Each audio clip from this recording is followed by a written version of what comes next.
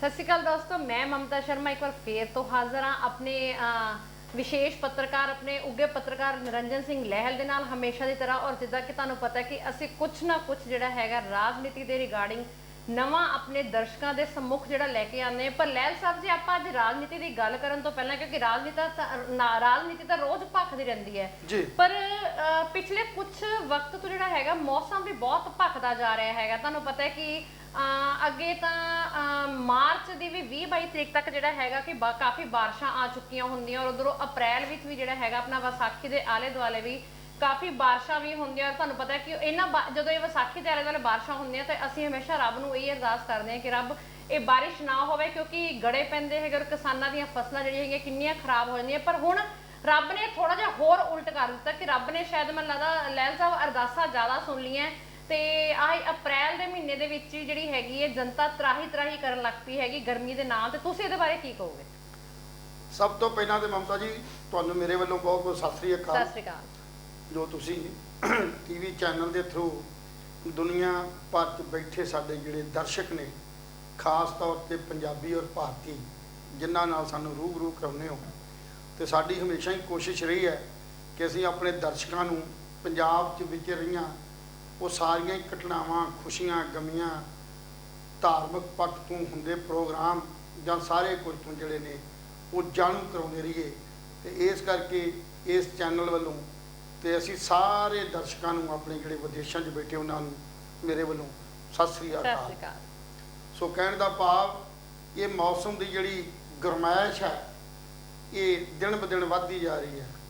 Global warming के कारण तप जी धरती की वो होर बढ़ती जा रही है। और अज जोड़ा तापमान है वो करीब के करीब 45-46 डिग्री तो ऊपर जा चुका है। और आने वाले कुछ दिनों जिमें मौसम विभाग ने कहा कि 4 दिन होर जड़ियाँ लू जी है वो वगनी जी है अजे तक लगातार जारी रहेगी। और 4 दिन तो बाद अगे की संभावना ने ये मौसम विभाग फिर समय समय अनुसार जी सूचना दिंदा रहेगा। सो कहने का भाव ये गर्मियों के जोड़े ये मौसम है ये वेखो जी 2 तरीके ने, गर्मी तो गर्मी होएगी, सर्दी है तो सर्दी। पर हालात इदां दे पै गए ने, असीं बहुत वड्डे पद्धर ते कुदरत नाल छेड़छाड़ की हुई है। उस छेड़छाड़ का सदका ही फिर धरती की जी तपश है वो बढ़ती जा रही है। सो इस करके हर बंदे नूं अपनी जी है भारती नूं खास करके पंजाबी नूं खास करके, क्योंकि इत्थे तपश बढ़ती जी वक्-वक् जिल੍ਹਿਆਂ ਦੇ जी गर्मी का खरोप है वो बढ़ता जा रहा। सो उन्होंने इस लू तो बचन लई ਜਿਹੜੀਆਂ ਹਦਾਇਤਾਂ ਸਰਕਾਰ ਵੱਲੋਂ ਜਾਂ आम तौर पर अपने पेंडू सभ्याचार ਦੇ ਵਿੱਚ ਵਿਚਰਦੀਆਂ ਨੇ ਉਹਨਾਂ ਦੀ ਪਾਲਣਾ ਕਰਨੀ ਚਾਹੀਦੀ ਹੈ। ਔਰ ਇਸ ਗਰਮੀ ਦੇ ਬਚਾਅ ਤੋਂ ਬਚ ਕੇ ਰਹਿਣਾ ਚਾਹੀਦਾ। ਸੋ ਇਹਦੇ ਨਾਲ ਹੌਲੀ ਹੌਲੀ ਜਿਹੜਾ ਜਿਵੇਂ ਜਿਵੇਂ ਉਹ ਸਮਾਂ ਬਦਲਦਾ ਰਹੇਗਾ ਤੇ ਤਬਦੀਲੀ ਜਿਹੜੀ ਆ ਮੌਸਮ 'ਚ ਆਉਂਦੀ ਰਹੇਗੀ। ਔਰ ਅਗਲੇ ਸਮੇਂ 'ਚ ਲੱਗਦਾ ਵੀ ਜਿਹੜੀ ਹੈ ਮੌਨਸੂਨ ਹੈ ਉਹ ਆਉਣ ਦੀ ਸੰਭਾਵਨਾ ਅਜੇ नहीं बनी। अजे मौसम विभाग वालों कोई नवी सूचना नहीं आई और लगता है कुछ दिनों बाद जी हैगी है वो जी सूचना कोई नवी। इस बार लहल साहब मॉनसून बहुत दूर नज़र आता पाया है, बदल भी जिदा रुस गए होंगे है। और तुहानू पता ही है कि अपने आसमान से बदल आता है आके जिहड़ा हैगा फिर उड़ जाता। असीं पिछले 1 महीने तो लगातार यही चीज़ां वेखदे आ रहे और गर्मी इन्नी क वध चुकी है भी पहाड़ों तो भी ग्लेशियर जिहड़े हैगे वो पिघल के मतलब इस ग्लोबल वार्मिंग का जिहड़ा हैगा वो शिकार हो रहे। मतलब कुल मिला के जे आपां गल करिए ग्लोबल वार्मिंग जिहड़ा हैगा आपां कल्ले अपने शहरों में नहीं, इन्हें फुल वर्ल्ड वाइड जिहड़ा हैगा मतलब कि बहुत बुरी तरह नाल इफेक्ट पाया हैगा। और असी मतलब बार बार असी की हर टीवी चैनल या हर जिहड़ा माध्यम हैगा मीडिया का, चाहे अखबार होन, टीवी चैनल्स होन, रेडियो होन, सब दे राही जिहड़े हैगे अपने एंकर्स हो गए या अपने जिहड़े भी बोलन सुनने वाले होंदे है वो मतलब यही सब नूं बेनतियां करते हैगे कि थोड़ा जिहड़ा हैगा भी पेड़ बूटियां नूं जिहड़ा हैगा लगान विच एफर्ट किते जान, थोड़ा जिहा पोल्यूशन कंट्रोल किया जाए, गड्डियां की जगह जे तुसीं साइकिलों का इस्तेमाल करो। और जे मतलब जगह जगह जिहड़े ये धुएं वगैरह दी निकासियां या इन्हां दा मतलब चीज़ां दा जे सही ढंग नाल कुछ किया जाए, उधरों दी फैक्ट्रियां दा जिहड़ा कूड़ा करकट हैगा वो नदियां विच बिखर के मतलब हर तरह नाल आपां जे देखिए कि मतलब प्रदूषण जिहड़ा धरती ते वधदा जा रहा है, हर तरह नाल जिहड़ा हैगा भी गलत होंदा जा रहा है। जिहड़े जिम्मेवार हैं असीं खुद आप भी हैं। सो साडियां अपनियां भी कमियां ने। मैं पहले गल की है भी कुदरत नाल छेड़छाड़ आपां कीती हुई है, वो छेड़छाड़ का सदका ही है जिस करके जिहड़ी ये मौसम 'च तब्दीली आई है। ਸੋ ਤਬਦੀਲੀ ਦਾ ਆਉਣਾ ਤਾਂ ਚਲੋ ਖੈਰ ਇੱਕ ਕੁਦਰਤ ਦੀ ਜਿਹੜੀ ਆ ਉਹ ਪ੍ਰਕਿਰਿਆ। ਸੋ ਕਹਿਣ ਦਾ ਭਾਵ ਹਰ ਵਾਰੀ ਅਸੀਂ ਇਹ ਗੱਲ ਕਹਿ ਦਿੰਦੇ ਵੀ ਇਸ ਸਾਲ ਗਰਮੀ ਬਹੁਤ ਪਈ ਹੈ, ਪਰ ਪਹਿਲੇ ਸਾਲਾਂ 'ਚ ਘੱਟ ਤੁਹਾਡੀ ਪਈ। ਗੱਲ ਵਿੱਚ ਕੱਟ ਰਹੀ ਆ ਤਬਦੀਲੀ। ਆਪਾਂ ਜੇ ਆਪਾਂ ਇਸ ਤਬਦੀਲੀ ਬਾਰੇ ਗੱਲ ਕਰ ਰਹੇ ਆਪਾਂ 2 ਸਾਲ ਪਹਿਲਾਂ ਜਦੋਂ ਕਰੋਨਾ ਆਇਆ ਸੀ ਸਾਰੇ ਪਾਸੇ ਲੋਕਡਾਊਨ ਲੱਗ ਗਿਆ ਸੀਗਾ, ਤਾਂ ਉਦੋਂ ਵੀ ਆਪਾਂ ਸਭ ਨੇ ਗੱਲਾਂ ਕੀਤੀਆਂ ਸੀਗੀਆਂ, ਆਪਾਂ ਸਭ ਨੇ ਨੋਟੀਫਾਈ ਕੀਤਾ ਸੀਗਾ ਕਿ ਕਿਉਂਕਿ ਦੇਖੋ ਸੜਕਾਂ ਖਾਲੀ ਹੋ ਗਈਆਂ ਸੀ, ਸਭ ਤਰਫ ਜਿਹੜਾ ਹੈਗਾ ਕੋਈ ਪੋਲਿਊਸ਼ਨ ਨਹੀਂ, ਕੋਈ ਵਹੀਕਲ ਨਹੀਂ, ਔਰ ਉਹਨਾਂ ਦਿਨਾਂ ਵਿੱਚ ਮੌਸਮ ਜਿਹੜਾ ਹੈਗਾ ਕਿੰਨਾ ਵਧੀਆ ਰਹਿਣ ਲੱਗ ਪਿਆ ਸੀਗਾ। ਮਤਲਬ ਗਰਮੀ ਦੀ ਜਿਹੜੀ ਮਾਰ ਹੈਗੀ ਬਹੁਤ ਘੱਟ ਹੋ ਗਈ ਸੀ, ਕਿਉਂਕਿ ਹਰ ਚੀਜ਼ ਜਿਹੜੀ ਹੈਗੀ ਹੈ ਸੇਵ ਹੋ ਰਹੀ ਸੀਗੀ, ਨਾ ਕੋਈ ਨੋਇਸ ਪੋਲਿਊਸ਼ਨ ਹੋ ਰਿਹਾ ਸੀ, ਨਾ ਕੋਈ ਵਹੀਕਲ, ਨਾ ਕੋਈ 에ਅਰ ਪੋਲਿਊਸ਼ਨ, ਮਤਲਬ ਕੋਈ ਪੋਲਿਊਸ਼ਨ ਹੈ ਹੀ ਨਹੀਂ ਸੀਗਾ। ਔਰ ਜਦੋਂ ਸਰਕਾਰਾਂ ਨੇ ਪੋਲਿਊਸ਼ਨਾਂ ਦੀਆਂ ਮਾਤਰਾਵਾਂ ਜਿਹੜੀਆਂ ਚੈੱਕ ਕੀਤੀਆਂ ਸੀਗੀਆਂ, ਜਦੋਂ ਹਵਾ ਦੇ ਜਿਹੜੇ ਚੈੱਕ ਕਰਾਏ ਗਏ ਸੀਗੇ, ਤੇ ਉਦੋਂ ਸਰਕਾਰਾਂ ਕੋਲ ਵੀ ਇੰਨੇ ਵਧੀਆ ਹੈਰਾਨੀਜਨਕ ਜਿਹੜੇ ਹੈਗੇ ਔਰ ਉਸ ਵਕਤ ਵਿੱਚ ਦਿੱਲੀ ਦੀ ਵੀ ਹਵਾ ਜਿਹੜੀ ਹੈਗੀ ਇੰਨੀ ਸ਼ੁੱਧ ਹੋ ਗਈ ਸੀ, ਜਦਕਿ ਦਿੱਲੀ ਦੀ ਹਵਾ ਸਭ ਤੋਂ ਵੱਧ ਪੋਲਿਊਟਡ ਜਿਹੜੀ ਹੈਗੀ ਕਾਊਂਟ ਕੀਤੀ ਜਾਂਦੀ। ਤੁਸੀਂ ਇਹ ਹਾਲ ਦੇਖ ਲਓ। ਪਹਿਲਾਂ ਇਹ ਹੈ ਨਾ ਵੀ ਉੱਥੇ ਆਵਾਜਾਈ ਦੇ ਸਾਧਨ ਬਹੁਤ ਨੇ, ਫੈਕਟਰੀਆਂ ਦਾ ਧੂਆਂ ਬਹੁਤ ਹੈ, ਪ੍ਰਦੂਸ਼ਣ ਬਹੁਤ ਹੈ, ਕਿਉਂਕਿ ਬੇਸਿਕਲੀ ਸਾਰੇ ਜੰਗਲ ਤੇ ਹੁਣ ਕੱਟੇ ਜਾ ਰਹੇ ਨੇ। ਸੜਕਾਂ ਜਿਹੜੀਆਂ ਨੇ ਉਹ ਡਬਲ ਹੋ ਰਹੀਆਂ ਨੇ, ਸੜਕ ਦੇ ਕੰਢੇ ਲੱਗੇ ਜਿਹੜੇ ਦਰਖਤ ਨੇ ਉਹ ਵੱਢੇ ਜਾ ਰਹੇ ਨੇ, ਤੇ ਅਸੀਂ ਉਸ ਦਰਖਤਾਂ ਦੀ ਬਦਲ 'ਚ ਕੋਈ ਨਵੇਂ ਰੁੱਖ ਜਿਹੜੇ ਉਹ ਕੱਟ ਲਾਉਂਦੇ ਆ। ਪ੍ਰਦੂਸ਼ਣ ਦਾ ਕਾਰਨ ਇਹ ਹੈ ਸਿਰਫ ਜਿੰਨੀ ਸਾਡੇ ਦਰਖਤਾਂ ਦੀ ਕਟਾਈ ਹੋ ਜਾਣਾ, ਇਹ ਵੀ ਬਹੁਤ ਵੱਡਾ ਇੱਕ ਜਿਹੜਾ ਕਾਰਨ ਹੈ। ਔਰ ਫੈਕਟਰੀਆਂ ਦੇ ਅੰਦਰ ਜਿਹੜੇ ਧੂਆਂ ਜਾਂ ਉਹਦਾ ਜਿਹੜੇ ਗੰਦਲੇ ਪਾਣੀ ਦੀ ਜਿਹੜੀ ਨਿਕਾਸੀ ਹੈ ਉਹ ਕਿਸੇ ਢੰਗ ਨਾਲ ਉਹਨਾਂ ਨੂੰ ਨਹੀਂ ਕੀਤਾ ਗਿਆ। ਪਹਿਲਾਂ ਵੀ ਕਈ ਵਾਰਾਂ ਕਿਹਾ ਵੀ ਜੇ ਇਸ ਜਿਹੜਾ ਗੰਦਾ ਪਾਣੀ ਹੈ ਜੇ ਇਹਨੂੰ ਰੀਸਾਈਕਲਿੰਗ ਕਰਤਾ ਜਾਵੇਗੀ, ਜਦੋਂ ਕੋਈ ਇੰਡਸਟਰੀ ਦੀ ਕੋਈ ਪ੍ਰੋਜੈਕਟ ਪਾਸ ਕੀਤਾ ਜਾਂਦਾ ਤੇ ਸਭ ਤੋਂ ਪਹਿਲਾਂ ਉਹਨਾਂ ਦਾ ਇਹ ਜ਼ਰੂਰ ਪ੍ਰਦੂਸ਼ਣ ਡਿਪਾਰਟਮੈਂਟ ਉਹਨਾਂ ਨੂੰ ਹਦਾਇਤ ਕਰੇ ਵੀ ਜਿਹੜਾ ਤੁਹਾਡਾ ਗੰਦਲਾ ਪਾਣੀ ਹੈ ਜਿਹੜਾ ਤੁਸੀਂ ਨਦੀਆਂ ਨਾਲਿਆਂ 'ਚ ਸੁੱਟਦੇ ਹੋ, ਜੇ ਇਸੇ ਨੂੰ ਤੁਸੀਂ ਡੰਪ ਕਰਕੇ ਇਸੇ ਨੂੰ ਰੀਸਾਈਕਲਿੰਗ ਕਰੋ, ਉਹ ਸਿਸਟਮ ਕ੍ਰੀਏਟ ਕੀਤਾ ਜਾਏ ਤੇ ਬਹੁਤ ਵੱਡਾ ਜਿਹੜਾ ਉਹ ਪਾਣੀ ਦਾ ਵੀ ਬਚਾਅ ਹੋ ਸਕਦਾ, ਉਹ ਸਾਡੇ ਗੰਦਲਾ ਪਾਣੀ ਜਿਹੜਾ ਉਹ ਨਹੀਂ ਆਉਂਦਾ। ਸੋ ਉਹਦੇ ਮੌਸਮ ਦੇ ਵਿੱਚ ਵੀ ਔਰ ਸਾਡੇ ਵਾਤਾਵਰਨ 'ਚ ਵੀ ਬੜੀ ਸ਼ੁੱਧਤਾ ਜਿਹੜੀ ਆ ਜਾਂਦੀ ਆ।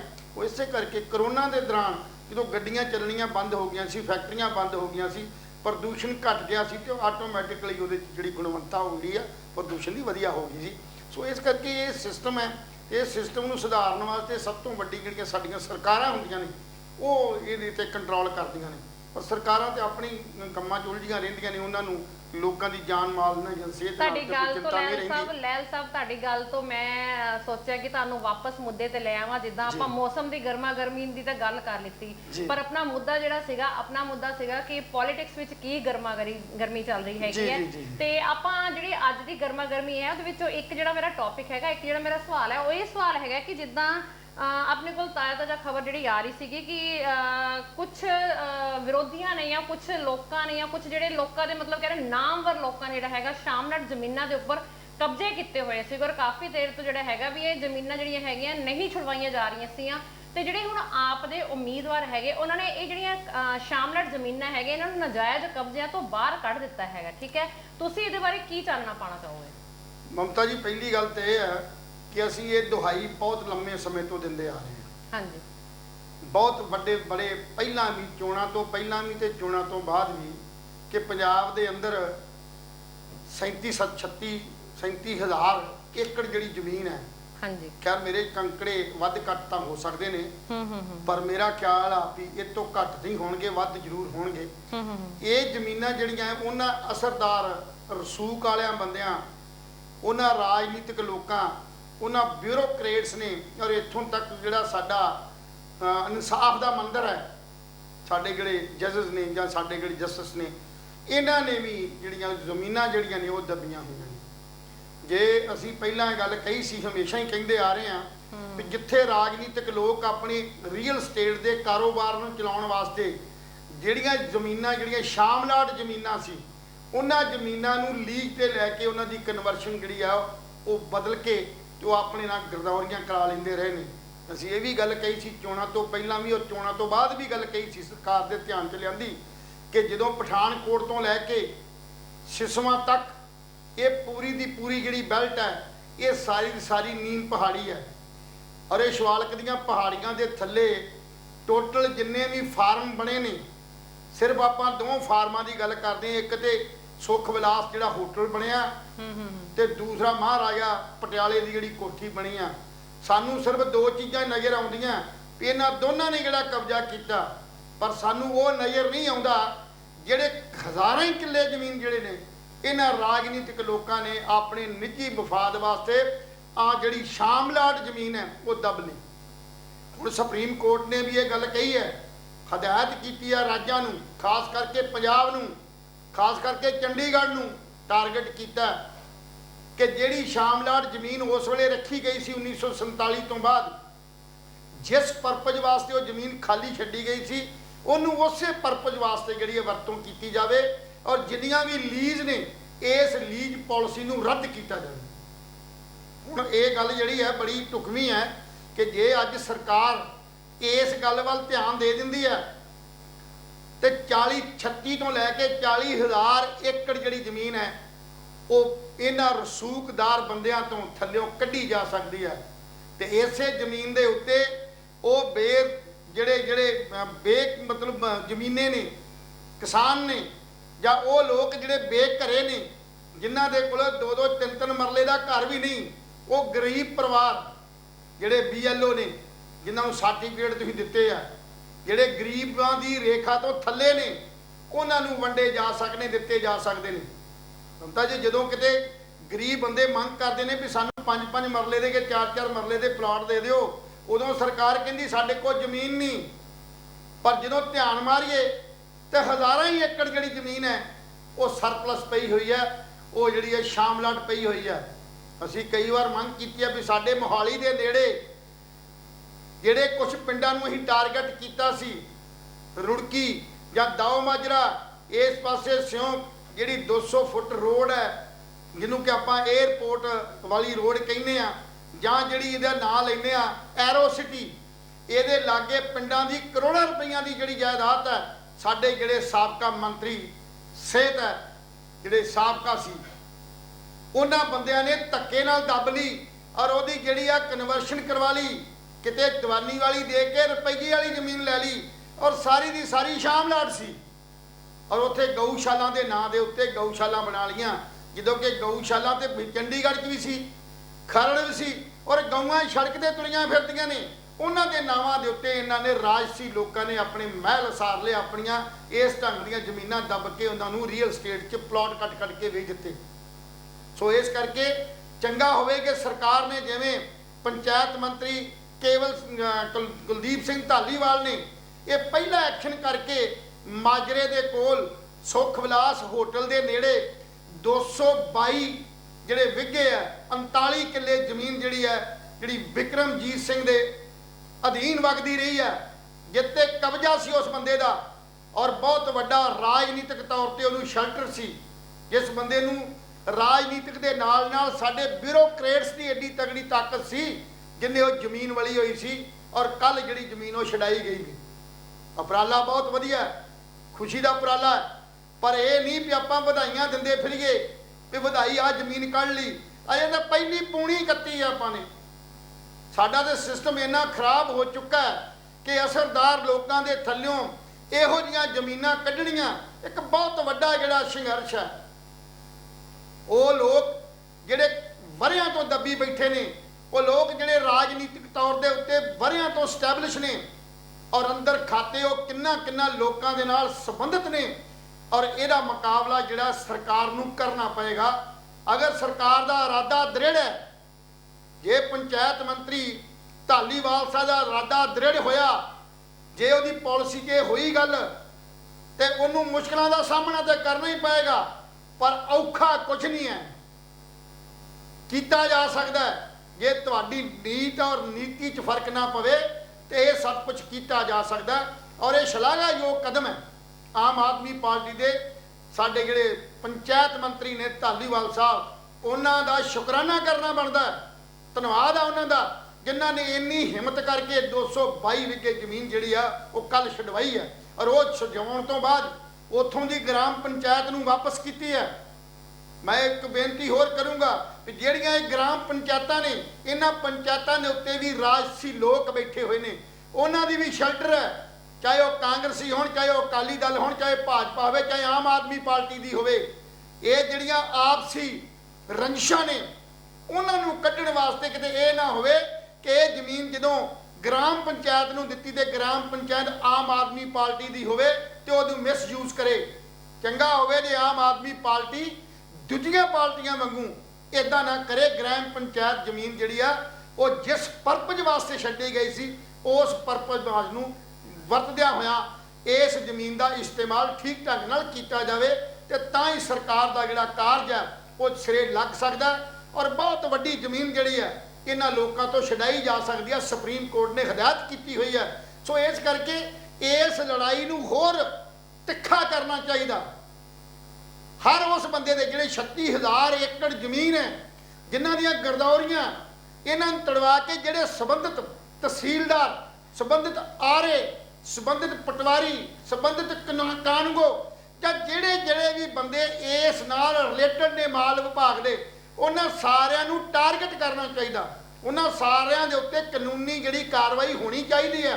ਇਹ ਤਾਂ ਹੀ ਗੱਲ ਹੋ ਸਕਦੀ ਹੈ। ਇਹ ਨਹੀਂ ਵੀ ਕਿਸੇ ਇੱਕ ਬੰਦੇ ਤੋਂ ਜ਼ਮੀਨ ਛਡਾ ਕੇ ਬਾਕੀ ਜ਼ਮੀਨਾਂ ਜਿਹੜੀਆਂ ਐਜਿਟ ਜੋਦਾ ਹੀ ਰਹਿਣ ਤੇ ਆਪਾਂ ਵਾਹ ਖੱਟਦੇ ਫਿਰੀਏ। ਸੋ ਚੰਗਾ ਹੋਵੇ ਸਰਕਾਰ ਇਹ ਸਾਰੇ ਪ੍ਰੋਸੈਸ ਨੂੰ ਅਗਲੇ ਸਮੇਂ ਲਈ ਜਿਹੜਾ ਉਹ ਅੱਗੇ ਤੋਰਦਿਆਂ ਹੋਇਆਂ ਬਾਕੀ ਰਹਿੰਦੀਆਂ ਜਿਹੜੀਆਂ ਜ਼ਮੀਨਾਂ ਨੇ ਉਹਨਾਂ ਨੂੰ ਵੀ ਉਹਨਾਂ ਲੋਕਾਂ ਦੇ ਥੱਲਿਓਂ ਕੱਢ ਕੇ ਤੇ ਸਰਕਾਰੀ ਪ੍ਰਾਪਰਟੀ ਅਨਾਉਂਸ ਕੀਤੀ ਜਾਵੇ। ਅੱਛਾ ਲੈਲ ਸਾਹਿਬ, ਇਹ ਤਾਂ ਗੱਲ ਹੋ ਗਈ ਆਪਣੀ ਸ਼ਾਮਲਾਟ ਜ਼ਮੀਨਾਂ ਦੀ ਤੇ ਅਗਲੀ ਗੱਲ ਵੀ ਬੜੀ ਵਧੀਆ ਹੈਗੀ ਹੈ ਜਿਹੜੀ ਸਾਡੇ ਵਿਊਅਰਸ ਦੇ ਮਾਈਂਡ ਵਿੱਚ ਬਾਰ-ਬਾਰ ਆਉਂਦੀ ਹੈਗੀ ਕਿ ਜਿੱਦਾਂ ਸਰਕਾਰ ਨੇ ਜਿਹੜਾ ਹੈਗਾ 600 ਯੂਨਿਟ ਬਿਜਲੀ ਦੇ ਤਾਂ ਫ੍ਰੀ ਕਰ ਦਿੱਤੇ। ਆਪਾਂ ਬਹੁਤ ਖੁਸ਼ ਆ ਕਿ ਮਤਲਬ 600 ਯੂਨਿਟ ਫ੍ਰੀ ਹੋ ਗਏ ਹੈਗੇ ਆ ਤੇ ਪਰ ਇਹਦੇ ਨਾਲ ਜਿਹੜੀਆਂ ਹੁਣ ਮਤਲਬ ਪਬਲਿਕਲੀ ਮੀਮਸ ਆ ਰਹੀਆਂ ਹੈਗੀਆਂ ਉਹਨਾਂ ਮੀਮਸ ਦੇ ਅਕੋਰਡਿੰਗ ਵੀ ਸਰਕਾਰ ਨੇ ਇੰਨੇ ਕੁ ਬਿਜਲੀ ਦੇ ਕੱਟ ਲਗਾ ਦਿੱਤੇ ਹੈਗੇ ਕਿ ਇਹ 600 ਯੂਨਿਟ ਸ਼ਾਇਦ ਪੂਰੇ ਹੁੰਦਿਆਂ ਸਾਲ ਲੱਗ ਜਾਊਗਾ, ਠੀਕ ਹੈ। ਪਰ ਇਹਦੇ ਨਾਲ ਸਰਕਾਰਾਂ ਨੇ ਕੱਟ ਲਾਤੇ, ਸਰਕਾਰਾਂ ਨੇ 600 ਯੂਨਿਟ ਫ੍ਰੀ ਕਰਤੇ, ਪਰ ਸਰਕਾਰਾਂ ਨੇ ਆਮ ਜਨਤਾ ਨੂੰ ਬਿੱਲ ਵੀ ਭੇਜਣੇ ਹੈਗੇ ਆ। ਇਹਦੇ ਬਾਰੇ ਤੁਸੀਂ ਕੀ ਕਹੋਗੇ? ਮਮਤਾ ਜੀ, ਬੜੇ ਲੰਮੇ ਸਮੇਂ ਤੋਂ ਆਪਾਂ ਜਿਹੜੀ ਉਹ ਡਿਮਾਂਡ ਕਰਦੇ ਰਹੇ ਹਾਂ ਤੇ ਕਰਦੇ ਵੀ ਆ ਰਹੇ ਹਾਂ ਵੀ ਸਰਕਾਰ ਜਿਹੜੀ ਆ ਬੇਧਿਆਨੀ ਨਾਲ ਆਪਣੇ ਸਿਰਫ ਰਾਜਸੀ ਹਿੱਤ ਨੂੰ ਪੂਰਾ ਕਰਨ ਵਾਸਤੇ ਇਹੋ ਜਿਹੇ ਗੈਰ ਜਿਹੜੇ ਉਹ ਵਾਜਬ ਜਿਹੜੇ ਨੇ ਉਹ ਬਿਆਨ ਦਿੰਦੀ ਰਹੀ ਹੈ ਔਰ ਗੈਰ ਵਾਜਬ ਬਿਆਨ ਦੇਣ ਨਾਲ ਜਾਂ ਗੈਰ ਵਾਜਬ ਗੱਲਾਂ ਨਾਲ ਇਹ ਜਿਹੜੀਆਂ ਛੋਟਾਂ ਦੇ ਕੇ ਇਹ ਸਰਕਾਰੀ ਮਹਿਕਮਿਆਂ ਨੂੰ ਘਾਟੇ 'ਚ ਲਿਆਉਣ ਦਾ ਜਿਹੜੀ ਜ਼ਿੰਮੇਵਾਰੀ ਹੈ ਉਹ ਹਮੇਸ਼ਾ ਹੀ ਰਾਜਨੀਤਿਕ ਲੋਕਾਂ ਤੇ ਸਰਕਾਰਾਂ ਦੀ ਰਹੀ ਹੈ। ਅਗਰ ਸਰਕਾਰਾਂ ਆਪਣੇ ਰਾਜਨੀਤਿਕ ਪੱਖ ਨੂੰ ਛੱਡਦਿਆਂ ਅਗਰ ਸਰਕਾਰ ਨੂੰ ਚਲਾਉਣੀ ਹੋਵੇ ਤਾਂ ਫਿਰ ਇਦਾਂ ਦੇ ਜਿਹੜੇ ਉਹ ਫੈਸਲੇ ਨਹੀਂ ਕੀਤੇ ਜਾਂਦੇ। ਲੋਕਾਂ ਨੇ ਕਦੇ ਮੰਗ ਨਹੀਂ ਕੀਤੀ ਵੀ ਬਿਜਲੀ ਫ੍ਰੀ ਦਿਓ। ਲੋਕਾਂ ਦੀ ਮੰਗ ਇਹ ਸੀ ਕਿ ਸਾਨੂੰ ਸਸਤੀ ਬਿਜਲੀ ਦਿਓ, 24 ਘੰਟੇ ਦਿਓ ਤੇ ਨਿਰਵਿਘਨ ਦਿਓ। ਇਹ ਡਿਮਾਂਡ ਸੀ। ਪਰ ਵੱਖਰੀ ਗੱਲ ਹੈ ਕਿ ਰਾਜਸੀ ਲੋਕਾਂ ਨੇ ਵੋਟਾਂ ਵਟੋਰਨ ਵਾਸਤੇ ਇਹ ਜਿਹੜੇ ਮੁਖਤਖੋਰੀ ਸਕੀਮਾਂ ਨੇ ਜਿਹੜੀਆਂ ਮਤਲਬ ਬਿਜਲੀ ਦੇ 600 ਯੂਨਿਟ, 300 ਯੂਨਿਟ ਜਾਂ 800 ਯੂਨਿਟ ਦੇਣ ਦੀਆਂ ਗੱਲਾਂ, ਇਹ ਸਿਰਫ ਮਹਿਕਮੇ ਨੂੰ ਖਤਮ ਕਰਨ ਦੀਆਂ ਸਾਜ਼ਿਸ਼ਾਂ ਸੀ। ਸੋ ਚੰਗਾ ਹੋਵੇ ਕਿ ਸਰਕਾਰ ਇਹਦੇ ਉੱਤੇ ਕੋਈ ਚੰਗਾ ਹੋਰ ਉਹ ਫੈਸਲਾ ਲੈ ਲੇ। ਅੱਜ ਬਿਜਲੀ ਮੰਤਰੀ ਦੀ ਇੱਕ ਜਿਹੜੀ ਉਹ ਜਿਹੜਾ ਬਿਆਨ ਆਇਆ ਵੀ ਪਹਿਲੀਆਂ ਸਰਕਾਰਾਂ ਜਿਹੜੀਆਂ ਸੀ ਜਾਂ ਪਹਿਲੀਆਂ ਜਿਹੜੀਆਂ ਅਕਾਲੀ ਤੇ ਕਾਂਗਰਸੀ ਸਰਕਾਰਾਂ ਸੀ ਉਹਨਾਂ ਨੇ ਬਿਜਲੀ ਦਾ ਬੇੜਾ ਬਰਕਰ ਕੀਤਾ। ਆਪਾਂ ਕਹਿੰਦੇ ਜੇ ਪਹਿਲੀਆਂ ਸਰਕਾਰਾਂ ਨੇ ਸਭ ਕੁਝ ਕਰਤਾ, ਤੁਸੀਂ ਸਾਰਾ ਇਲਜ਼ਾਮ ਪਹਿਲੀਆਂ ਸਰਕਾਰਾਂ ਤੇ ਦੇ ਰਹੇ ਹੋ ਤਾਂ ਤੁਸੀਂ ਕਾਹਦੇ ਲਈ ਆਏ ਫਿਰ? ਜੇ ਉਹਨਾਂ ਨੇ ਮਾੜੇ ਕੰਮ ਕੀਤੇ, ਚੰਗੇ ਕੰਮ ਨਹੀਂ ਕੀਤੇ ਤਾਂ ਅੱਜ ਲੋਕਾਂ ਨੇ ਤੁਹਾਨੂੰ ਬਹੁਤ ਸੰਮਤੀ ਨਾਲ ਜਿਹੜਾ ਉਹ ਵਿਧਾਨ ਸਭਾ 'ਚ ਲੈ ਕੇ ਆਂਦਾ, ਤੁਹਾਨੂੰ ਚੁਣਿਆ। ਪਰ ਤੁਸੀਂ ਹੁਣ ਇਹ ਗੱਲਾਂ ਕਰਕੇ ਇਹ ਪਰਦਾ ਪਾਉਣ ਦੀ ਕੋਸ਼ਿਸ਼ ਨਾ ਕਰੋ ਕਿਉਂਕਿ ਇਹ ਤੁਹਾਡੀ ਜ਼ਿੰਮੇਵਾਰੀ। ਤੁਹਾਨੂੰ ਪਤਾ ਸੀ ਉਸ ਵੇਲੇ ਜਦੋਂ ਤੁਸੀਂ ਇਲੈਕਸ਼ਨ ਲੜ ਰਹੇ ਸੀ ਵੀ ਬਿਜਲੀ ਬੋਰਡ ਦਾ ਹਾਲ ਕੀ ਹੈ। ਤੁਸੀਂ ਵੀ ਪੰਜਾਬ ਦੇ ਵਾਸੀ ਸੀ, ਪਿੰਡਾਂ 'ਚ ਰਹਿਣ ਵਾਲੇ ਸੀ, ਤੁਹਾਨੂੰ ਵੀ ਪਤਾ ਸੀ ਵੀ ਕੱਟ ਕਿੰਨੇ ਗਰਮੀਆਂ 'ਚ ਲੱਗਦੇ ਨੇ, ਸਾਡੇ ਕੋਲ ਬਿਜਲੀ ਜਿਹੜੀ ਆ ਪ੍ਰੋਡਕਟ ਕਿੰਨੀ ਹੁੰਦੀ ਆ, ਕਿੰਨੇ ਯੂਨਿਟ ਵਰਤੇ ਜਾਂਦੇ ਨੇ, ਕਿੰਨੀ ਸਾਡੀ ਸਪਲਾਈ ਜਿਹੜੀ ਆ ਖੇਤੀਬਾੜੀ ਨੂੰ ਜਾਂਦੀ ਆ, ਖੇਤੀਬਾੜੀ ਦਾ ਟੈਰਿਫ ਕੀ ਆ, ਕਿੰਨੀ ਮਾਫ ਕੀਤੀ ਗਈ ਆ ਜਾਂ ਕਿਹੜੀ ਬੈਂਕਿੰਗ ਹੈ, ਸਭ ਕੁਝ ਤੁਹਾਨੂੰ ਪਤਾ ਸੀ। ਤਾਂ ਹੀ ਤੁਹਾਨੂੰ ਬਿਜਲੀ ਮੰਤਰੀ ਲਾਇਆ ਗਿਆ। ਸੋ ਤੁਸੀਂ ਇਹ ਬਿਆਨ ਦੇ ਕੇ ਇਹ ਸੁਰਖਰੂ ਮਤ ਹੋਵੋ ਕਿ ਇਹ ਪੁਰਾਣੀਆਂ ਸਰਕਾਰਾਂ ਜਿਹੜੀਆਂ ਪਹਿਲੀਆਂ ਸਰਕਾਰਾਂ ਸੀ ਉਹਨਾਂ ਨੇ ਹਾਲ ਕੀਤਾ ਨਹੀਂ। ਇਹ ਗੱਲ ਗਲਤ ਹੈ। ਗਲਤ ਤੁਹਾਡੇ ਬਿਆਨ ਨੇ, ਗਲਤ ਤੁਹਾਡੀ ਇਹ ਪਾਲਿਸੀ ਹੈ ਜਿਹੜੀ ਪਾਲਿਸੀ ਤੁਸੀਂ ਅਡਾਪਟ ਆਉਂਦੇ ਸਾਰੀ ਕੀਤੀ ਵੀ ਲੋਕਾਂ ਕੋਲ ਡਿਫਾਲਟ ਅਮਾਊਂਟ ਗਿਰਾਉਣੀ ਨਹੀਂ, ਲੋਕਾਂ ਦੇ ਕਨੈਕਸ਼ਨ ਜਿਹੜੇ ਕੱਟਣੇ ਨਹੀਂ। ਜਦੋਂ ਤੁਸੀਂ ਕਨੈਕਸ਼ਨ ਨਹੀਂ ਕੱਟੋਗੇ, ਡਿਫਾਲਟਿੰਗ ਅਮਾਊਂਟ ਗਿਰਾਓਗੇ ਨਹੀਂ, ਸਰਕਾਰੀ ਖਜ਼ਾਨੇ ਦੇ ਜਿਹੜੇ ਤੁਸੀਂ ਇਹ ਰਾਜਸੀ ਵੋਟਾਂ ਹਾਸਲ ਕਰਨ ਵਾਸਤੇ ਜਿਹੜੇ ਸਰਕਾਰੀ ਖਜ਼ਾਨੇ 'ਚੋਂ ਤੁਸੀਂ ਰਿਆਤ ਦਿੰਦੇ ਹੋ ਨਾ, ਬਿਜਲੀ ਬੋਰਡ ਨੂੰ ਸਬਸਿਡੀ ਦਿੰਦੇ ਹੋ। ਅਜੇ ਤੱਕ ਤਾਂ ਸਰਕਾਰ ਨੇ ਸਬਸਿਡੀ ਨਹੀਂ ਪੰਜਾਬ ਸਰਕਾਰ ਨੇ ਬਿਜਲੀ ਬੋਰਡ ਨੂੰ ਜਿਹੜੀ ਪਹਿਲੀ ਹੈ ਡਿਊ ਪਈ ਹੈ ਜਿਹੜੀ ਕੋਈ 16-17 ਹਜ਼ਾਰ ਕਰੋੜ ਰੁਪਈਆ ਉਹ ਨਹੀਂ ਦਿੱਤੀ। ਔਰ ਦੂਜੇ ਸਰਕਾਰੀ ਮਹਿਕਮਿਆਂ ਦੇ ਜਿਹੜੇ ਬਿੱਲ ਨੇ ਅਜੇ ਵੀ 37,000 ਸਮਥਿੰਗ 3700 ਸਮਥਿੰਗ ਜਿਹੜੇ ਆ ਉਹ ਕਰੋੜ ਦੇ ਜਿਹੜੇ ਬਿੱਲ ਨੇ ਉਹ ਜੇ ਪੈਂਡਿੰਗ ਡਿਫਾਲਟਿੰਗ ਅਮਾਉਂਟ ਪਈ ਆ। ਔਰ ਲੋਕਾਂ ਦੀ ਜਿਹੜੀ ਡੋਮੈਸਟਿਕ ਘਰਾਂ ਦੇ ਜਿਹੜੇ ਬਿੱਲ ਨੇ ਜਿਹੜੇ ਤੁਸੀਂ ਨਹੀਂ ਲੈਣ ਦਿੱਤੇ ਗਏ ਉਹ ਅਜੇ ਡਿਫਾਲਟਿੰਗ ਅਮਾਉਂਟ ਪਈ ਆ। ਇਹ ਵੱਖਰੀ ਗੱਲ ਆ ਵੀ ਕੁਝ ਯਤਨ ਉਸ ਵੇਲੇ ਵੀ ਵਿਰੋਧ ਕੀਤਾ ਸੀ ਅਸੀਂ, ਤਾਂ ਜਿਸ ਵੇਲੇ ਤੁਸੀਂ ਇਹ ਕਨੈਕਸ਼ਨ ਕੱਟਣ ਦੀ ਡਿਫਾਲਟਿੰਗ ਅਮਾਉਂਟ ਗਰਾਊਂਡ ਦੀ ਕਾਰਵਾਈ ਸ਼ੁਰੂ ਕੀਤੀ, ਚੰਗਾ ਹੁੰਦਾ ਜੇ 31 ਮਾਰਚ ਤੋਂ ਪਹਿਲਾਂ ਇਹ ਜਿਹੜੀਆਂ ਤੁਸੀਂ ਆਪ ਰੋਕਿਆ ਲੋਕਾਂ ਨੂੰ ਨਾ ਰੋਕਦੇ, ਤੇ ਸ਼ਾਇਦ ਅੱਜ ਜਿਹੜਾ ਜਿੰਨਾ ਰੈਵਨਿਊ ਬਿਜਲੀ ਬੋਰਡ ਨੇ ਇਕੱਠਾ ਕੀਤਾ ਇਹ ਤੋਂ ਕਈ ਗੁਣਾ ਵੱਧ ਇਕੱਠਾ ਕੀਤਾ ਜਾ ਸਕਦਾ ਸੀ। ਔਰ ਅੱਜ ਪਹਿਲੀ ਵਾਰ ਜਿਹੜਾ ਆਮ ਆਦਮੀ ਪਾਰਟੀ ਦੇ ਸੁਪਰੀਮੋ ਕੇਜਰੀਵਾਲ ਸਾਹਿਬ ਨੇ ਸੱਚ ਬੋਲਿਆ। ਹਮੇਸ਼ਾ ਹੀ ਉਹਦੀ ਜ਼ੁਬਾਨ ਚੋਂ ਸੱਚ ਨਾਂ ਦੀ ਚੀਜ਼ ਕਦੇ ਨਹੀਂ ਆਈ, ਸਿਰਫ ਵਿਖਾਵੇ ਤੇ ਸਬਜ਼ ਬਾਗ ਵਿਖਾਏ ਜਾਂਦੇ ਨੇ। ਅੱਜ ਪਹਿਲੀ ਵਾਰ ਚੈਨਲ ਦੇ ਉੱਤੇ ਉਹਨੂੰ ਮੈਂ ਸੁਣਿਆ ਵੀ ਬਿਜਲੀ ਬੋਰਡ ਜਾਂ ਬਿਜਲੀ ਦੀ ਜਿਹੜੀ ਹਾਲਤ ਹੈ ਇਹਨੂੰ 3 ਤੋਂ 4 ਸਾਲ ਲੱਗਣਗੇ। 4 ਸਾਲ ਬਾਅਦ 24 ਘੰਟੇ ਬਿਜਲੀ ਜਿਹੜੀ ਆ ਲੋਕਾਂ ਨੂੰ ਦੇਣ ਦਾ ਅਸੀਂ ਵਾਅਦਾ ਕਰਦੇ ਹਾਂ। 4 ਸਾਲ ਬਾਅਦ 24 ਘੰਟੇ ਨਿਰਵਿਘਨ ਬਿਜਲੀ ਆਊ। ਤੇ ਫਿਰ ਭਰਾ ਜੀ ਝੂਠ ਮਾਰਨ ਦਾ ਫਾਇਦਾ ਕੀ ਹੋਇਆ? ਜੇ ਭਗਵੰਤ ਮਾਨ ਜੀ ਤੁਸੀਂ ਆਪ ਸੋਚੋ ਵੀ ਤੁਹਾਡਾ ਸੁਪਰੀਮੋ ਇਹ ਗੱਲ ਕਹਿ ਰਿਹਾ, ਸੱਚ ਬੋਲ ਰਿਹਾ, ਤਾਂ ਤੁਸੀਂ ਫੇਰ ਵੀ ਝੂਠ ਦੇ ਸਹਾਰੇ ਕਿਉਂ ਕਰਦੇ ਹੋ? ਚੰਗਾ ਹੁੰਦਾ ਜੇ ਪਹਿਲੇ ਦਿਨ ਹੀ ਕਹਿ ਦਿੱਤਾ ਜਾਂਦਾ ਵੀ ਇਹ ਵਿਗੜੇ ਹਾਲਾਤ ਨੂੰ ਸੁਧਾਰਨ ਵਾਸਤੇ ਘੱਟੋ ਘੱਟ ਸਾਲ 1.5 ਸਾਲ ਦਾ ਸਮਾਂ ਲੱਗੂ। ਉਹ ਮੇਰੇ ਪੰਜਾਬ ਦੇ ਲੋਕੋ ਮੈਨੂੰ ਸਹਿਯੋਗ ਦਿਓ। ਜੇ ਤੁਸੀਂ ਮੈਨੂੰ ਜਿਤਾਇਆ, ਜੇ ਤੁਸੀਂ ਮੈਨੂੰ ਵੋਟਾਂ ਪਾ ਕੇ ਜਿਤਾਇਆ, ਤਾਂ ਮੈਂ ਅਜੇ ਕੋਈ ਐਲਾਨ ਨਹੀਂ ਕਰਨਾ। ਮੈਂ ਸਿਸਟਮ ਨੂੰ ਸਮਝਣ ਦੀ ਕੋਸ਼ਿਸ਼ ਕਰੂੰਗਾ ਔਰ ਆਪਣੇ ਨਾਲ ਜਿਹੜੀ ਟੀਮ ਆ ਮੇਰੀ ਮੰਤਰੀਆਂ ਦੀ, ਡਿਪਾਰਟਮੈਂਟਾਂ ਦੇ ਚੀਫਾਂ ਦੀ, ਇਹਨਾਂ ਸਾਰਿਆਂ ਨੂੰ ਸਟ੍ਰੀਮਲਾਈਨ ਕਰਕੇ ਹਾਲਾਤ ਪਤਾ ਕਰਾਂਗਾ ਕਿ ਪੈਸਾ ਕਿੱਥੋਂ ਆ ਸਕਦਾ, ਪੈਸਾ ਕਿੱਥੇ ਖਰਚਿਆ ਜਾਣਾ, ਘਾਟਾ ਕਿੱਥੇ ਪੈ ਰਿਹਾ, ਪ੍ਰੋਫਿਟ ਕਿੱਥੋਂ ਹੋ ਰਿਹਾ, ਔਰ ਲੋਕਾਂ ਨੂੰ ਸੁੱਖ ਤੇ ਸਹੂਲਤ ਕਿਵੇਂ ਮਿਲ ਸਕਦੀ ਹੈ। ਇਹ ਗੱਲ ਕੀਤੀ ਜਾ ਸਕਦੀ ਸੀ ਪਰ ਤੁਸੀਂ ਨਹੀਂ ਕੀਤੀ। ਤੁਸੀਂ ਸਿਰਫ ਤੇ ਸਿਰਫ ਐਲਾਨ ਕੀਤੇ ਔਰ ਇਹ ਕਹਿ ਕੇ ਝੂਠ ਮਾਰਤਾ ਵੀ 24 ਘੰਟੇ 'ਚ ਭਗਵੰਤ ਮਾਨ ਨੇ ਰਿਸ਼ਵਤਖੋਰੀ ਬੰਦ ਕਰ ਦਿੱਤੀ ਹੈ। ਇਹ ਵੀ ਤੁਹਾਡਾ ਭਰਮ ਭੁਲੇਖਾ ਹੀ ਹੈ। 24 ਘੰਟੇ 'ਚ ਕਦੇ ਕੁਝ ਨਹੀਂ ਹੋਇਆ। ਕੋਈ ਮੰਤਰੀ ਕੋਈ ਇਹੋ ਜਿਹਾ ਝੁਰਲੂ ਤਾਂ ਹੈ ਨਹੀਂ ਸੀ ਕੋਈ ਜਾਦੂ ਦਾ ਜਿਹੜੀ ਛੱਡੀ ਕਮਾਈ ਤੇ ਸਾਰਾ ਕੁਝ ਸਿਸਟਮ ਹੋ ਜੇ। ਜਿਹੜਾ ਵਰਿਆਂ ਤੋਂ ਸਾਡੇ ਦਿਮਾਗ ਦੇ ਅੰਦਰ ਭਰਾ ਭਤੀਜਾਵਾਦ, ਸਿਫਾਰਸ਼ੀ, ਇਹ ਜਿਹੜੀ ਰਿਸ਼ਵਤਖੋਰੀ ਹੈ, ਇਹ ਜਿਹੜੀ ਵਿਕਾਸ ਦੀ ਜਿਹੜੀ ਉਹ ਲੋਕਾਂ ਨੇ ਆਪਣਾ ਨਿੱਜੀ ਵਿਕਾਸ ਕਰਨ ਵਾਸਤੇ ਆਪਣੇ ਮਨਾਂ ਦੇ ਵਿੱਚ ਇੱਕ ਭਰਮ ਪਾਲਿਆ ਹੋਇਆ, ਉਹਨੂੰ ਐਡੀ ਛੇਤੀ ਬਾਹਰ ਨਹੀਂ ਸੀ ਕੱਢਿਆ ਜਾ ਸਕਦਾ। ਉਹਨੂੰ ਪਿਆਰ ਤੇ ਮੁਹੱਬਤ ਨਾਲ ਸਿਸਟਮ ਨੂੰ ਸੁਧਾਰ ਕੇ ਆਪਣੇ ਸਿਸਟਮ 'ਚ ਵਧੀਆ ਤਬਦੀਲੀਆਂ ਲਿਆ ਕੇ ਸੁਧਾਰ ਕੀਤਾ ਜਾ ਸਕਦਾ, ਇਹਦੇ 'ਚ ਕੋਈ ਸ਼ੱਕ ਨਹੀਂ। ਪਰ ਕਾਹਲੀ 'ਚ ਕੀਤੇ ਫੈਸਲੇ ਜਿਹੜੇ ਆ ਉਹ ਨੁਕਸਾਨਦੇਹ ਸਾਬਤ ਹੁੰਦੇ ਨੇ। ਸੋ ਇਸ ਕਰਕੇ ਜਿਹੜਾ ਬਿਜਲੀ ਦਾ 600 ਯੂਨਿਟ ਵਾਲਾ, ਉਹ 600 ਯੂਨਿਟ ਤਾਂ ਹੀ ਬਣੂਗੀ ਜੇ ਘੱਟੋ ਘੱਟ ਬਿਜਲੀ ਆਏਗੀ। ਆ 4-5 ਦਿਨ ਤੋਂ ਇੰਨੀ ਮੰਦੀ ਹਾਲਤ ਪੰਜਾਬ ਦੀ ਹੋ ਗਈ, ਕੋਲਾ ਖਤਮ ਹੋਣ ਦੇ ਕਿਨਾਰੇ ਆ। 3 ਜਾਂ 4 ਦਿਨ ਦਾ ਕੋਲਾ ਬਚਿਆ। ਕੋਲਾ ਤਾਂ ਆਏਗਾ ਜੇ ਬਿਜਲੀ ਬੋਰਡ ਕੋਲ ਪੈਸੇ ਹੋਣਗੇ। ਕੋਲੇ ਵਾਲਿਆਂ ਨੇ ਕੋਲਾ ਵਧਾਤਾ, ਰੇਟ ਵਧਾਤੇ ਨੇ ਕੋਲੇ ਦੇ। ਸੋ ਇਸ ਕਰਕੇ ਇਹ ਸਮੱਸਿਆ ਜਿਹੜੀ ਪੈਦਾ ਹੋਏਗੀ। ਔਰ ਦੂਜੀ ਗੱਲ, ਥਰਮਲ ਪਲਾਂਟ ਜਿਹੜੇ ਨੇ ਗੋਇੰਦਵਾਲ ਸਾਹਿਬ ਜਾਂ ਜਿਹੜਾ ਸਾਡਾ ਸਾਬੋ ਕੀ ਤਲਵੰਡੀ ਗੋਇੰਦਵਾਲ ਉੱਥੇ, ਤੇ ਦੂਸਰਾ ਰੋਪੜ ਥਰਮਲ ਪਲਾਂਟ ਦੇ 2-2 ਇੱਕ ਯੂਨਿਟ ਬੰਦ ਹੋ ਚੁੱਕੇ ਨੇ। ਸੋ ਯੂਨਿਟਾਂ ਦੀ ਮੁਰੰਮਤ ਜਿਹੜੀ ਆ ਉਹ ਨਹੀਂ ਹੋ ਪਾ ਰਹੀ। ਜਦ ਤੱਕ ਉਹ ਪ੍ਰੋਡਕਸ਼ਨ ਨਹੀਂ ਕਰਨਗੇ ਤਦ ਤੱਕ ਬਿਜਲੀ ਜਿਹੜੀ ਆ ਉਹ ਨਹੀਂ ਮਿਲੇਗੀ। ਔਰ ਦੂਸਰੀ ਗੱਲ, ਜਿਹੜੀ ਬਿਜਲੀ ਮਹਿੰਗੀ, ਅਸੀਂ 8-8.5 ਰੁਪਏ ਮਤਲਬ ਜਿਹੜੀ ਯੂਨਿਟ ਖਰੀਦਦੇ ਆ ਔਰ ਆਪਾਂ ਫ੍ਰੀ ਵੇਚ ਰਹੇ ਹਾਂ, ਇੱਥੇ ਆਣ ਕੇ ਫ੍ਰੀ ਦੇ ਰਹੇ ਹਾਂ। ਔਰ ਉਹ ਯੂਨਿਟ ਜਿਹੜੇ ਆ ਮਹਿੰਗੇ ਮਿਲ ਰਹੇ ਨੇ। ਅੱਜ ਜਿਹੜੀ ਸਾਨੂੰ ਜ਼ਰੂਰਤ ਹੈ, ਸਿਰਫ ਸਾਡੀ ਜਿਹੜੀ ਹੈ ਉਹ ਬਹੁਤ ਘੱਟ ਪ੍ਰੋਡਕਸ਼ਨ ਹੈ, ਜਦੋਂ ਕਿ ਸਾਡੀ ਰੋਜ਼ ਦੀ ਜਿਹੜੀ ਲੋੜੀਂਦੀ ਹੈ 74,000 ਜਿਹੜੇ ਸਾਡੇ ਆ ਯੂਨਿਟ ਹੈ, ਉਹ ਜਿਹੜੇ ਡੇਲੀ ਦੇ ਜਿਹੜੇ ਅਸੀਂ ਯੂਜ਼ ਕਰ ਰਹੇ ਹਾਂ ਔਰ ਦਿਨ ਬ ਦਿਨ ਵੱਧਦੇ ਜਾ ਰਹੇ ਨੇ। ਸੋ ਕਹਿਣ ਦਾ ਮਤਲਬ ਇਹ ਹੈ, ਇਹ ਸਰਕਾਰੀ ਦਾਅਵੇ ਝੂਠੇ ਸਾਬਤ ਇਸ ਕਰਕੇ ਹੋ ਰਹੇ ਨੇ ਕਿ ਅਸੀਂ ਸਿਸਟਮ ਨੂੰ ਸਮਝਣ ਦੀ ਕੋਸ਼ਿਸ਼ ਨਹੀਂ ਕੀਤੀ। ਚੰਗਾ ਹੋਵੇ ਜੇ ਅਜੇ ਵੀ ਸਿਸਟਮ ਨੂੰ ਸਮਝ ਕੇ ਇਹ ਜਿਹੜੀਆਂ ਮੁਫਤਖੋਰ ਸਕੀਮਾਂ ਜਿਹੜੀਆਂ ਇਹਨੂੰ ਬੰਦ ਕੀਤੀਆਂ ਜਾਣ ਔਰ ਸੁਧਾਰ ਕੀਤਾ ਜਾਵੇ। 600 ਯੂਨਿਟ ਛੱਡੋ, ਤੁਸੀਂ ਸਿਸਟਮ ਨੂੰ ਸੁਧਾਰੋ। ਇਸ ਗਰਮੀਆਂ 'ਚ ਨਿਰਵਿਘਨ ਸਪਲਾਈ ਦੇਣ ਦੀ ਕੋਸ਼ਿਸ਼ ਕਰੋ।